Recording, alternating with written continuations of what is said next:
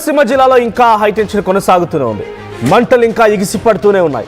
ఇరుసమంట దగ్గర ఓఎన్జీసీలో ఇంకా ఆ మంట అదుపులోకి రాలేదు. భారీగా ఎగిసిపడుతూ ఉన్నాయి. ఇప్పటికే కొన్ని వేల సంఖ్యలో చెట్లన్నీ కూడా పూర్తిగా దగ్ధమయ్యాయి. అర్ధరాత్రి వరకు కూడా ఆపరేషన్స్ కొనసాగాయి. కానీ అర్ధరాత్రి తర్వాత కొంత రెస్క్యూ ఆపరేషన్స్ ని నిలిపివేశారు అధికారులు. మంటల కారణంగా వేలాది కొబ్బరి చెట్లు దగ్ధమైపోయి కిలోమీటర్ల మేర వేడి గాలులు వీస్తూనే ఉన్నాయి. రాత్రంతా భయంతో బిక్కుబిక్కుమంటూ గడిపారు స్థానికులు. ఇవాళ రాత్రి వరకు కూడా ఇంకా ఈ మంటలు కొనసాగే అవకాశం ఉంది. అర్ధరాత్రి వరకు కొంత ఈ మంటలు అదుపులోకి తీసుకొచ్చే ప్రయత్నం చేస్తామనేది అధికారులు చెప్తున్నమాట. సో అంబేద్కర్ కోనసీమ జిల్లాలోని మల్కీపురం మండలం ఇరుసమండ గ్రామ సమీపంలోని మోరీఫీల్డ్ నెంబర్ 5లో నిన్న మధ్యాహ్నం ఒక్కసారిగా ఈ బ్లోఅవుట్ మొదలైంది. బ్లోఅవుట్ అంటే ఒకసారి గ్యాస్ లీక్ అవడం, నిప్పులు అంటుకోవడం. దీంతో ఇక కంటిన్యూస్గా ఒక చిన్న ఎగ్జాంపుల్ మీకు అర్థమయ్యే రీతిలో చెప్పాలంటే, మీ ఇంట్లో సిలిండర్ ఉంటుందా? ఆ సిలిండర్ మీరు గ్యాస్ ఓపెన్ చేసి ఆన్ చేయగానే మీరు లైట్ చేశారనుకోండి, ఎక్కడైనా ఆ సిలిండర్కి వచ్చినటువంటి ఆ గ్యాస్ పైప్ లైన్కి చిన్న లీక్ ఉంటే ఈ ఫైర్ అక్కడికి వెళ్ళిపోయి మండుతూనే ఉంటుంది. మీరు అంటిలో అన్లెస్ ఆ గ్యాస్ సిలిండర్ దగ్గర డైరెక్ట్గా ఆఫ్ చేసేంత వరకు మండుతూనే ఉంటుంది. ఇప్పుడు ఎగ్జాక్ట్గా జరుగుతోంది అదే. అది ఓఎన్జీసీకి సంబంధించి ఒక పైప్ లైన్.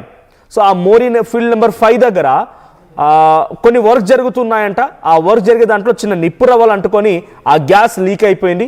సో ఈ గ్యాస్ లీక్, నిప్పు రవ్వలు ఒక్కసారిగా ఇక ఆ ఫైర్ స్టార్ట్ అయిపోయింది. దాన్ని కంట్రోల్ చేయడానికి ఏ మాత్రం కూడా సాధ్యం అవడం లేదు. చాలా భయంకరమైన మంటలు, చాలా ఏకంగా ఒక ఓఎన్జీసీ పైప్ లైన్ చిన్న మాదిరిగా ఉండదు. నాకు తెలిసి ఒక మనిషి ఇద్దరు మనుషులు నిల్చుంటే ఎంత ఎత్తుకైతే ఉంటారో అంత ఎత్తు వరకు ఒక పెద్ద పైప్ ఉంటుంది. ఆ పైపు నిండా మొత్తం కూడా, ఆ మోరి నిండా మొత్తం కూడా గ్యాస్ వస్తూనే ఉంటుంది.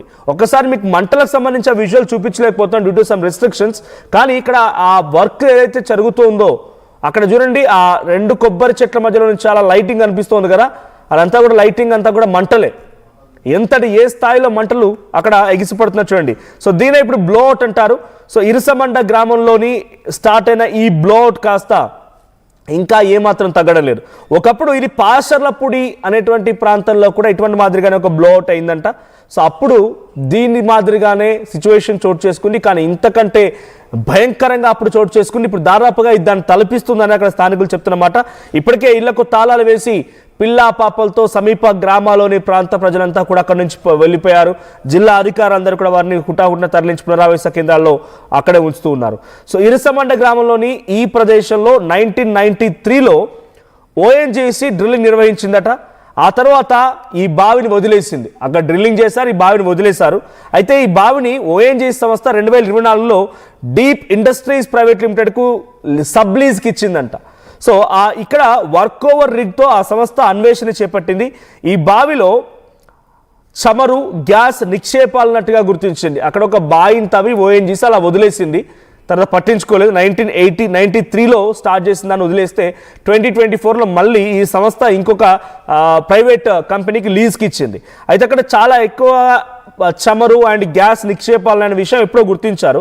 ఇదే క్రమంలో డ్రిల్లింగ్ పూర్తయిన తర్వాత ఈ బావిలో సోమవారం మరింత లోతుగా 2.7 కిలోమీటర్లు వెళ్లేందుకు సుమారుగా ప్రయత్నించారట. ఈ సమయంలోనే అధిక ఒత్తిడితో గ్యాస్ విస్ఫోటం సంభవించింది. సో 2.7 కిలోమీటర్ లోతు వరకు బావిలో హోల్ డ్రిల్లింగ్ చేయడం మొదలుపెట్టారు. సో ఆ డ్రిల్లింగ్ పూర్తయిన తర్వాత ఆ హోల్ చూసిన తర్వాత ఒకసారి ప్రెషర్ పెరిగిపోయింది. సో ఆ ప్రెషర్ పెరిగిపోవడంతో ఒకసారిగా ఈ బ్లాస్ట్ సంభవించింది. సో ఓఎన్జీసీ బావి ఇది. సో సుమారు అరగంట తర్వాత మరో విస్ఫోటన, భారీ శబ్దాలతో మంటలు చెలరేగాయి. ఈ మంటలు 100 అడుగుల వరకు ఎగిసిపడ్డాయి. దీంతో సమీప ప్రాంతాల్లోని ప్రజలు భయకంపితుల ఇళ్లను ఖాళీ చేసి అక్కడి నుంచి పరారైపోయారంట. సో భూగర్భ పొరల్లో 30 నుంచి 40 మిలియన్ టన్నుల గ్యాస్, చమురు నిల్వ ఉన్నట్టుగా అంచనా వేస్తున్నారు. అంటే ఇందాక నేను చెప్పినట్టు గ్యాస్ సంబంధించి పైప్ కాదది, అదొక బావి. సో ఆ బావిలో ఇన్డెప్త్ గ్రౌండ్లోనే ఆ గ్యాస్ ఉందంట. సో ఆ గ్యాస్లో కంట్రోల్ చేయడం కోసం కొన్ని కందకాలు తీసి ఇతరత్ర కాలువలు, కెనాల్స్ ద్వారా ఆ బావిలో నీళ్లు నింపేందుకు ప్రయత్నం చేస్తున్నారు. నీళ్ళు నింపడం మూలంగా కొంత కంట్రోల్ అవుతుందేమో అనేటువంటి ఒక ఆలోచన. కానీ ఇంకా కంట్రోల్కి రావడం లేదు. సో 25 కిలోమీటర్ వరకు కూడా ఇంకా ఈ యొక్క ప్రభావం కనబడుతోంది. వేడి గాలు వీస్తూ ఉన్నాయి, పొగలు, దట్టమైన పొగలు కమ్ముకుంటూ ఉన్నాయి. సో ఇంకా 24 గంటల్లో స్పష్టత వచ్చే అవకాశం ఉంది అనే మాటని కలెక్టర్ చెప్తున్నారు. అయితే స్పాట్ నుంచి ఎక్కడైతే ఈ సంఘటన చోటు చేసుకుంది అక్కడ నుంచి ప్రతినిధి మనోజ్ ఉన్నారు. ఎస్ మనోజ్, సో మంటలు అదుపులోకి వచ్చాయా? చుట్టూ ఉన్నటువంటి స్థానికులు ఏం చెప్తున్నారు? అక్కడ రెస్క్యూ ఆపరేషన్స్ ఏ రకంగా కొనసాగుతున్నాయి?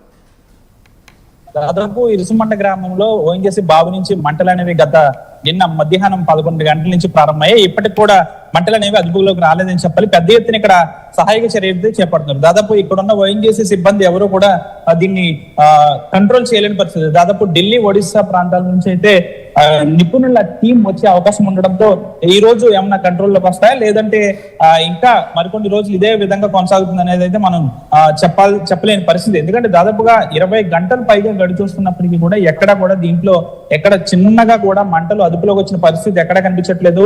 ఆ గంటకి మంటలు అనేవి పెరుగుతున్నాయి తప్ప ఎక్కడ కూడా తగ్గుదని లేదని చెప్పొచ్చు.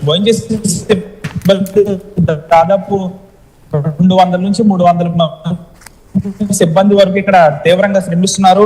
అవతలి నుంచి వాటర్ ను తోడి దాన్ని పైప్ లైన్ ద్వారా, మన విజువల్స్ లో చూస్తున్న ఈ పైప్ లైన్ ద్వారా అక్కడికి తరలించి అక్కడ వాటర్ కెనాల్స్ ని మంటల్లోకి అయితే అదుపు చేసేందుకు ఉపయోగిస్తున్నప్పటికీ కూడా ఎక్కడ కూడా మంటలు అనేవి తగ్గని పరిస్థితి. దాదాపుగా ఇది మానవ తప్పిదం వల్లే జరిగిందంటూ నిన్న ఎమ్మెల్యే రాజూరి ఎమ్మెల్యే దేవవరప్రసాద్ కూడా చెప్పిన పరిస్థితి. అయితే దీనికి సంబంధించి ఇది గతంలో ఓఎన్జీసీకి సంబంధించిన చమురు బావి అయితే ఒక డీప్ అనే సంస్థకు దీన్ని ప్రైవేట్ గా లీజ్ కి ఇవ్వడం వల్ల దీన్ని నిన్న గత 4 రోజుల నుంచి దీన్ని రిపేర్లు చేయడంతో ఈ విధంగా జరిగిందని చెప్తున్నారు. కేవలం ప్రైవేట్ సంస్థకు ఈ విధంగా కట్టబెట్టడం వల్ల కనీస భద్రతలు పాటించకపోవడం వల్లే ఈ విధంగా జరిగినట్లయితే చెప్తున్నారు. ప్రస్తుతం గత రాత్రి నుంచి కూడా ఇక్కడ అమలాపురం ఎంపీ హరీష్ మాథూర్ ఇక్కడే పర్యవేక్షణ చేపడుతున్నారు. ప్రస్తుతం ఆయన ఉన్నారు, ఆయన మాట్లాడారు. సార్, ఎప్పుడు కంట్రోల్లోకి వచ్చే అవకాశం ఉంది? ప్రజలు చాలా భయాందోళన చెందుతున్నారు, ఏం చెప్పాలంటే? మీరు అందరికి ఒకటే తెలియపరుస్తాను సార్, ఎందుకంటే మీరు అందరూ చూస్తున్నారు. నిన్నటి నుంచి ఈ రోజు చూస్తే నిన్న మధ్యాహ్నం ఏ విధంగా ఇది ఒక ఇబ్బంది చూస్తే ఎంత ప్రజల్ని భయాందోళన చేసిందో ఈ రోజు చూస్తే చాలా వరకు తగ్గడం జరిగింది. ఈ రోజు చూస్తే కూడా చాలా వరకు దాన్ని అదుపులోకి తీసుకోవడం జరిగింది. కానీ ఇంకా చాలా సహాయచర్యలు, ఇంకా చాలా కార్యక్రమాలు ఉన్నాయి. ఎందుకంటే దాని చుట్టుపక్కల ఉన్న డెబ్రీస్ ని కూడా మనం తీయాలి. ఇవన్నిటిని కూడా తీయడానికి అక్కడ ఉన్న టెంపరేచర్ ని కొంచెం కంట్రోల్లోకి తీసుకురావాలి. దానికి చేయాల్సిన కార్యాచరణ వాళ్ళందరూ కూడా రూపొందించడం జరిగింది. ఇప్పుడు ఆల్రెడీ ఆ స్ప్రింక్లర్స్ ఇవన్నీ కూడా ఏర్పాట్లు చేశారు. ఇది అయిన తర్వాత అప్పుడు ఇవన్నీ చుట్టుపక్కల అన్ని తీసిన తర్వాత దాంతో ఒక క్లియర్ యాక్షన్ ప్లాన్ వస్తుంది. అంతలోకి ఇది ఎంతవరకు తగ్గుతుంది అనేది కూడా అంచనా కూడా వేయడానికి, అంటే లోపల ఎంత క్యూబిక్ మీటర్స్ ఉన్నాయో అవన్నీ కూడా ఒక కరెంట్ అంచనా వేయడానికి కూడా వాళ్ళు స్పెషల్ బృందం కూడా పొద్దున వస్తుంది. అవి వచ్చిన తర్వాత ఖచ్చితంగా ఆ ఇన్ఫర్మేషన్ మీడియా ప్రజలందరూ కూడా తెలియపరచుకుంటా, ప్రజలు ఒక్కడికే తెలుసు, వాళ్ళ ఒక్కడికే ఒక విషయం తెలియపరచాలి. ఈ చుట్టుపక్కల ఉన్న వాళ్ళందరినీ కూడా 1 కిలోమీటర్ వరకు కూడా మనం పూర్తిగా వాళ్ళందరినీ కూడా సురక్షిత కేంద్రానికి తరలించడం జరిగింది. అదే విధంగా వాళ్ళకి ఏదైనా అవసరం ఈ మీల్ అయినా భోజనాలైనా ఏర్పాట్లు అన్ని చేసాం. ఇది కాకుండా ఈ చుట్టుపక్కల ఉన్న గ్రామాలందరినీ కూడా ప్రజలందరూ కూడా అప్రమత్తంగా ఉండమని కూడా వాళ్ళకి తెలియచేయడం జరిగింది. అదే విధంగా మేము ఒకటే, ఈ కూటమి ప్రభుత్వం అయినా సరే సీఎం గారు ఆదేశాలు ఒకటే, ఏంటంటే ఖచ్చితంగా దీన్ని ఎంత త్వరగా అయితే అంత త్వరగా దీన్ని అదుపులోకి తీసుకోమని. ఆ విధంగానే ఇక్కడ ఉన్న జిల్లా యంత్రాంగం అయినా సరే, ఓఎన్జీసీ అయితే సరే, వాళ్ళందరూ కూడా కలిసి పనిచేస్తాం. మా ఆలోచన ఏంటంటే దీన్ని ఎంత త్వరగా అయినా సరే దీన్ని అదుపులోకి తీసుకురావాలని. అది ఎన్ని రోజులు పడుతుంది, లేకపోతే ఎన్ని గంటల్లో అవుతుంది అనేది విషయం పూర్తి క్లారిటీ మేము కూడా ఇంకా కొన్ని స్పెషల్ టీం వాళ్ళందరూ రావాలి. వాళ్ళందరూ ఈ రోజు చేరుకుంటారు. వచ్చిన తర్వాత ఒకసారి పరిశీలించిన తర్వాత అందరికీ ప్రధానంగా ఒక ప్రైవేట్ సంస్థకి ఇది ఇవ్వడం వల్ల ఈ విధంగా మానవ తప్పిదం వల్ల జరిగింది అంటే ఇది ఎంతవరకు కరెక్ట్? నేను ఒకటే తెలియపరచాను, వాళ్ళు కూడా అందరూ అడగడం జరిగింది. నేను ఒకటే ప్రజలందరూ తెలియపరచాను. మాది మొదటి ఆలోచన ఏంటంటే ఫస్ట్ దీన్ని అదుపులోకి తీసుకురావాలి.